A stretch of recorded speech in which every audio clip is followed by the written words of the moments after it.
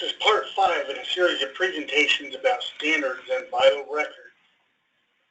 In this session, we'll talk about CDA documents. CDA documents, if you remember, are the underlying standard behind birth and fetal death reporting and vital record death reporting. This is the second in a series of looks we've had at HL7 standards families. Previously, we took a look at messages, version 2 messages, where a trigger event causes a defined message to flow between systems. Clinical document architecture is a newer approach that began around mid-2000s, around 2005. If you remember looking back at version 2 messages, a trigger event causes a message to flow from system A to system B with some information relevant to the event that occurred. An acknowledgement flows back, letting the originating system know that the message was received.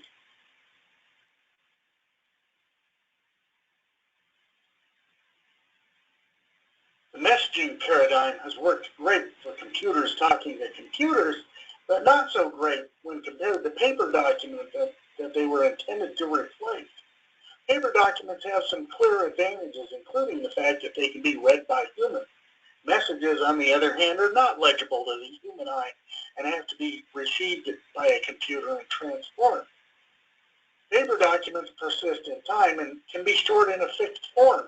So a paper document can be tucked away into a paper chart, stored on a shelf, and pulled out when it's needed. It represents a snapshot in time of an event, an encounter, or a procedure that occurred at a facility. Messages are more transient. Once the message flows from one system to another, the message is packed away into an archive or deleted and no longer exists in its same form. In an attempt to create the best of both worlds between paper document and electronic messages, HL7 developed the Clinical Document Architecture, or CDA. CDAs are designed to be human readable, so they can be rendered, printed on a printer, and shared among staff. CDA documents can also be viewed on computer screens, on laptops, or mobile devices even. CDAs contain structured data that can be consumed by receiving information systems and acted upon.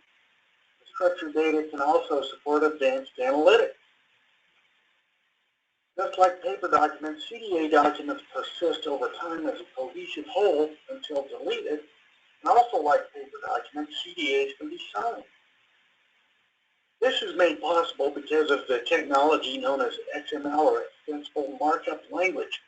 XML is the underlying technology that allows you to read a web page and your computer to read the same web page. Here's an example of the requirements for CDA documents for death certificates, vital records, death reporting implementation guide for CDAs. It's written in the Old Testament style, and this one page alone has a lot more than 10 commandments. There are at least 13 on this page, such as CDA shall contain exactly 1 format. Looking back at the standards families, we take a look at messages and now documents. Messages were flexible, documents are rigid, and for standards, sometimes that's a good thing. Messages are not persistent. They disappear into the vapor once the information is exchanged and acted upon, while documents are persistent. They can be stored in their cohesive entire form. Messages are not human readable, but documents are human readable. Both types of standards, it's important to note, have been created for birth and death reporting, and the choice of which to use depends on the particular requirement. Questions about the CDA standard: true or false? Both messaging and CDA standards have been defined for use in vital records, birth, and death reporting. The answer to that is true. True or false? Version 2 messages are human readable while CDA documents are not. And that is false. Version 2 messages are not human readable while CDA documents are. That concludes this presentation about CDA documents. Here is my contact information if you have any questions.